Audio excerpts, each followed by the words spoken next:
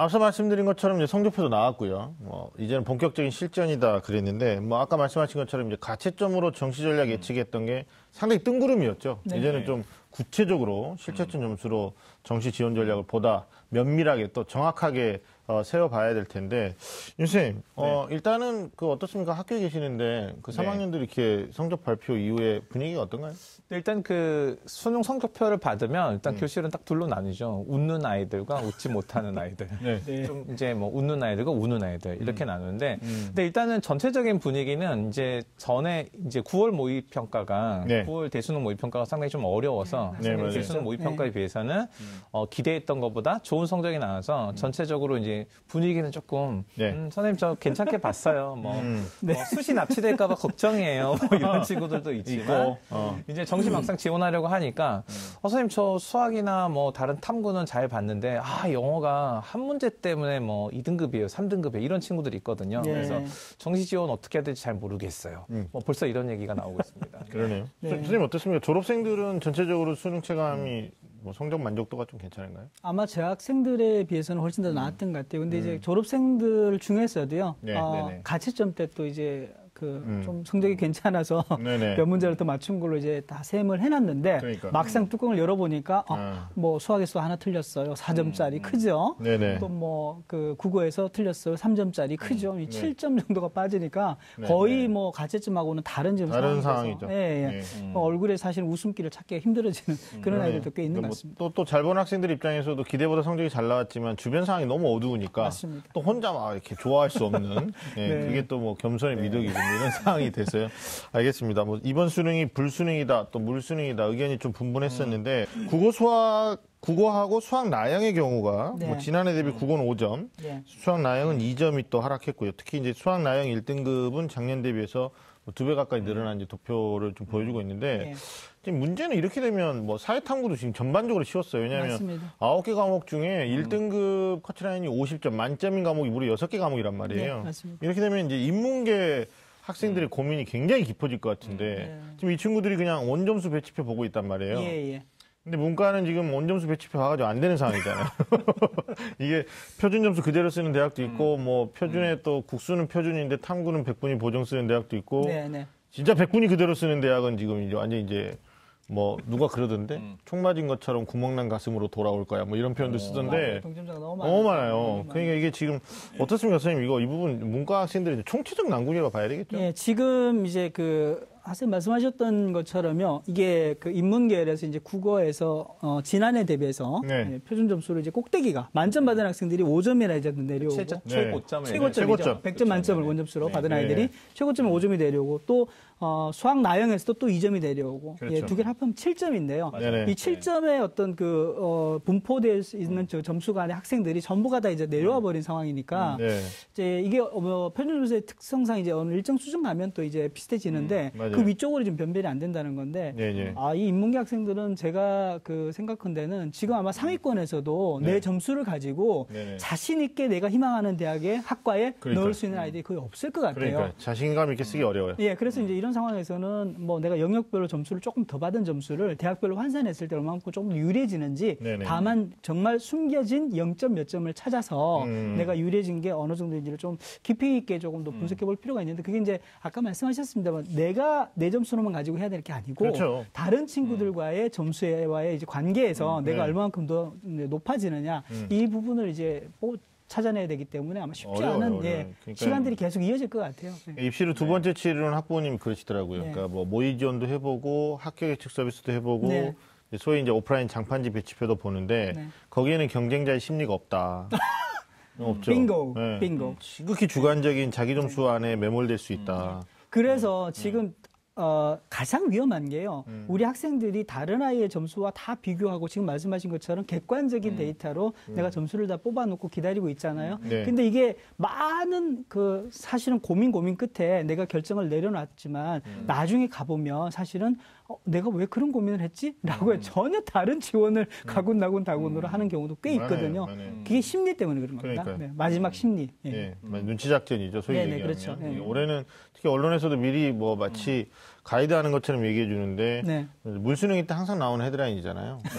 자기 점수가 어느 위치에 있을지 모르니까 하향이 극심하게 될 것이다. 뭐 이렇게 되니 벌써부터 이제 역으로 선생님 그럼 어디가 빌까요? 뭐 이렇게 아주 고차원적인 질문하는 학생들. 그러니까 사실 그 심리 얘기, 눈치 작전 얘기 나온다는 것 자체가 이제 수능의 변별력이 확보가 조금 덜 됐다. 뭐 이런 얘기잖아요. 그래서 사실 그 수능 국어 딱 보고 나서 국어 특정 문항 가지고 굉장히 어려웠을 것이다라고 예측은 했지만 실제로 그 난이도가 그러니까 사실은 문항, 그러니까 그 시험 문제의 난이도 그 자체가 아니고 그 문제를 풀었던 수험생들이 그 문제를 어렵게 느꼈느냐 쉽게 느꼈느냐를 맞습니다. 사실 결과적으로 보는 게 이제 표준 점수인데 그러니까 전년도 대비해서 국어가 이제 전년도 최고점이 표준 점수 139점이었는데 올해 이제 134점이었으니까 수치로만 딱 봐도 올해 애들이 훨씬 문제를 잘 풀었거나 아니면 문제 자체가 뭐 쉬워졌거나 이런 거잖아요. 그렇죠. 그래서 이제 말씀하신 것처럼 이제 변별력이 떨어진 상황에서 이제 거의 이제 상위권의 동점자가 많이 분포되어 있는 상황에서 조금이라도 다만 0.1점이라도 우위를 확보할 전략이 뭐냐. 이걸 이제 생각을 하는 거잖아요. 그래서 저는 그 이제 점수에서 0.1점을 확보하기 위한 전략을 찾는 것도 중요하지만 이럴 때일수록 진짜 기준을 잡는 게 더 중요하지 않을까 뭐 이런 생각도 들어요. 그러니까 원칙, 지원 원칙. 지원 원칙이 우리가 계속 얘기하고 있는 건데.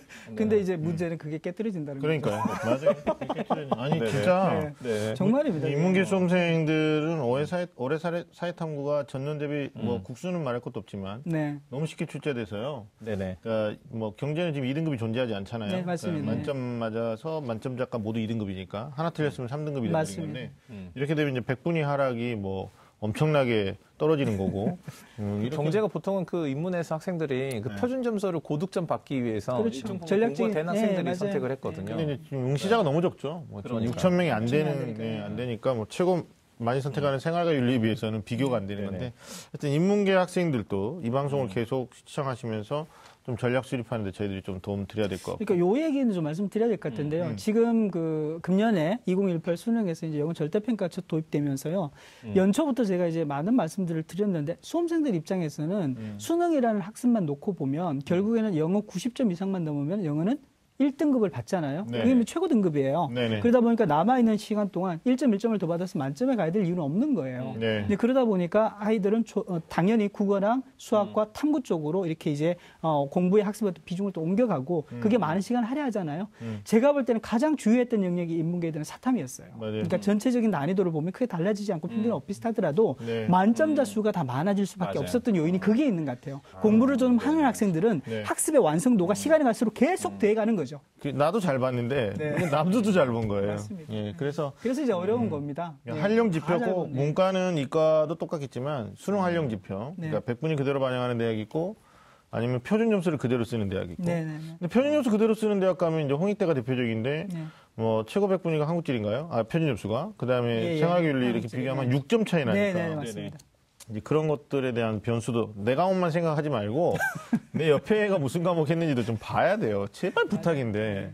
생활과 윤리가 아이들 선택자 가장 많지 않습니까? 많죠. 이런 것들도 이제 6점 차이 생각하셔야 될 것 같아요.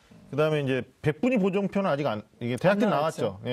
시기적으로 보면 이제 조금 있다가 아마 나올 것 같아요. 대학에서 많은 작업들을 하고 있는 것 같아요. 이제 발표된 수능 성적으로 지금 선생님 말씀하신 대로 이 과목 간의 유불리에 대해서 조금 유불리를 줄여줄 수 있는 말씀하신 대로 보정할 수 있는 방법들을 최대한 정밀하게 계산을 해서 좀 줄여주는 방식을 선택하기 때문에 아마 곧 나올 것 같습니다. 사탐은 전년도보다 좀 더 보정을 많이 해주면 좋을 것 같은데. 왜냐하면 애들 간에 너무 격차가 심해가지고. 맞습니다. 하여튼 뭐 우리 학생들이 그런 것까지 계산을 해야 되는데 어떤 어머니가 전화 오셔가지고 그런 것도 있어요? 뭐 이렇게 얘기하시니까. 왜냐면 뭐 학원에서 그 문자를 쏘나 봐요. 그러니까 뭐 국어, 수학, 탐구 그냥 표준 점수로 몇 점이면 어디 갑니다. 그러니까 그거 보고 쓸 줄 알았는데 그게 아니니까. 사실은 이제 그 하세요 말씀하시니까 드리는 말씀인데요.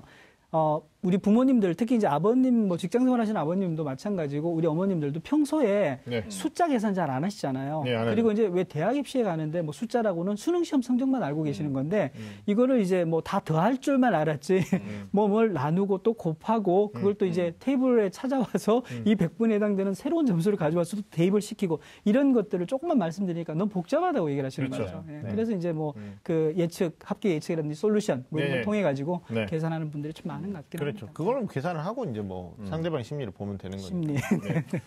알겠습니다. 아니, 정시는 수시랑 달라요. 수시는 맞습니다. 전혀 다른 6장을 소신껏 내가 쓰고 싶은 대학과 쓰고 싶은 전형을 합당한 것만 따져 주관적으로 쓰는 거고. 그렇죠. 준비해온 거니까. 네네. 네. 근데 정시는 이제 나만 생각하면 안 돼요. 그렇죠. 결과가 나와 있는 거니까. 결과가 나와 있는 거니까 내 주변. 네. 그다음에 탐구도 내가 선택한 과목 말고 다른 과목 선택한 애들의 컨디션 이런 것들을 다 따져봐야 되니까 네. 좀 이따 이과 얘기 잠깐 할지 모르는데 이번에 또 나영으로 이탈한 아이들이 7만 명이 넘어요. 7만 5천 정도. 네. 그러니까 이런 친구들이 가나영 대학 갈 때 또 유불리 문제 네, 이런 게 어떻게 보면 나만 생각하지 말자. 정시 합격 뭐 어떤 그 가능성을 높이기 위해서는 좀 남도 생각하자. 네, 이렇게 될 것 같아요. 모르는 사람이 갑자기 들으면 무슨 공익 광고나 뭐 그런 거 같은데 한 표. 네. 아, 오늘 두 분이 좋아요. 네. 저번에 일찍 도착하셔가지고 뭔가 작당한 것 같은데. 네. 알겠습니다. 이게 졸업생 만점자가 많을 거라고 했는데 결과는 어땠어요? 재학생하고. 그러니까 처음에는 가채점 상태에서는 만점자가 11명 정도로 예상이 맞습니다. 됐었는데 실제로 이제 성적표 발표해보니까 15명이 나왔거든요. 네. 그래서 예외적인 발표하겠다라고 해서 되게 정교하게 발표를 했어요. 현재 재학생, 그러니까 졸업 예정자 7명, 그다음에 이미 졸업한 재수 3수생 7명, 거기에 검정고시도 1명 있어. 이렇게 맞아요. 발표해서 결국 평가원은 이게 이 수능이라는 시험 자체가 재수를 했느냐 안 했느냐, 재학생이 더 뭐 불리했느냐 이런 것들을 좀 맞아요. 이런 비판을 좀 싶었겠죠. 벗어나서 좀 객관적인 지표로 제공됐다 뭐 이런 얘기를 하고 싶었던 것 같아요. 왜냐하면 사교육에서 네. 수능은 졸업생이 무조건 유리하고 맞습니다. 재학생은 사실상 뭐 수시 모집 때문에 수능이 수능 유리하지 공부를 않다, 잘 못한다 뭐 이런 이제 일반화가 있잖아요. 근데 그걸 뭐 반면 뭐 이렇게 반박하듯이 7명 이렇게 나왔는데 어찌됐든 가채점 때보다는 좀 늘어났어요. 결과가 아마 그랬던 것 같아요. 특히 영어를 틀려던 학생이 나는 만점자가 아니야라고 생각했다가 1등급이 아니다. 1등급이면 무조건 만점이잖아요. 그렇죠. 그래서 만점자가 늘어난 걸로 보입니다. 본인은 88점일 줄 알았는데 뭐 예를 들면 찍은 게 맞았어요. 아니 주변에도 그런 생각이 있어요. 네. 두 친구가 다 2등급인 줄 알았는데 성적표를 받아보니까 1등급이더라는 거죠. 그래서 잘못 나왔어요라고 누구한테 말도 못하고. 말 절대 안 할 텐데 안 하죠. 저한테 얘기를 하더라고. 좀 틀린 것 같아요. 다른 것 같아요. 뭐 그래요? 네. 네. 하여튼 뭐 그런 학생들 있어요. 조용히 자기 혼자 삭히고 있는 거야. 네. 야, 이게 말은 못해요. 이게 시스템에 뭔가 문제가 있을지도 몰라. 근데 난 일단 성적표를 받았고 1등급이야 뭐 이런 거. 근데 뭐 50만 명이 넘는 아이들이 시험을 봤기 때문에 저희가 이제 성적 결과에 대해서 신뢰를 해야죠. 거기서부터 신뢰를 하지 않으면 입시 자체가 지금 정말 힘들어집니다. 알겠습니다. 사실 이제 올해 이제 지난 8월에 이게 수능 절대평가를 전면 도입하느냐 마느냐를 가지고 뭐 논의를 한참 했었잖아요. 2021 수능 개편. 그런 관점에서 이제 수험생들이나 학부모들은 수시 비중이 너무 높아지면 높아질수록 입시에 대한 부담이 더 크다. 정시 확대하고 수능만 가지고 뽑자 뭐 이런 의견들이 또 많이 있었잖아요. 그렇죠. 그런 상황에서 수능의 변별력이 확 커지는 형태로 문제가 출제가 되면 거봐라 수능만큼 정확한 게 어디 있냐.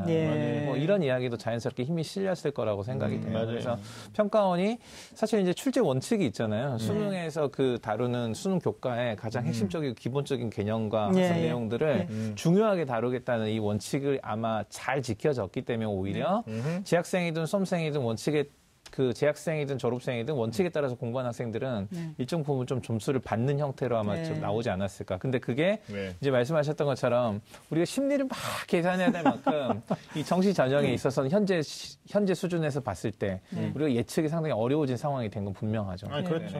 전년도에는 너무 불수능이었고 상대적으로 이번에 영어가 절대평가인데 4경역 중에 한 꼭지점이 없어졌잖아요. 맞습니다. 그런데 이제 국어도 수학도 또 탐구가 특별히 이렇게 됐으니까 알겠습니다. 지금까지 서론이 너무 길었고요.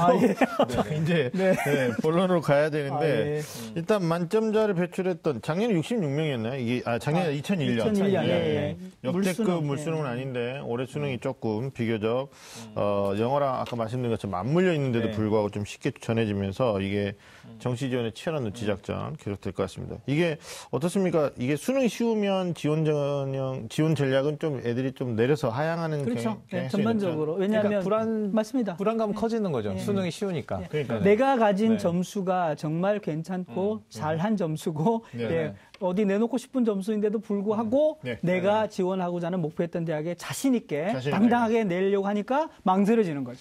그런 것 같아요. 소개팅 나갔는데 같이 나온 애들이 전부 다 키가 172인데 내가 혼자 180 이상이다. 그럼 독보적이잖아요. 네, 독보적이죠. 그러면 이제 나는 이제 변별력을 충분히 갔는데 다들 한 171, 172 뭐 이 정도 된다. 뭐 비한 얘기는 아니지만 비율을 들자면 그러면은 이제 불안해지는 거죠. 그러니까 수험생들이 수능이 쉽다 이렇게 느끼면은 성적표는 잘 받았는데 지원할 땐 좀 불안하다. 그러면 자연스럽게 안정적으로 지원을 하려는 생각이 갖는 것 같아요. 안정이고 또 하향이고 뭐 그런 이렇게 되면 이제 특정 대학의 특정 학과 모집 단위가 굉장히 폭발하는 그런 경향이 있을 수 있으니까 마지막 날 원서 접수까지 좀 초반부터 경쟁률 추이를 우리가 봐야 된다라고 늘 반복적으로 얘기하고 있는데 보실 필요가 있을 것 같고요.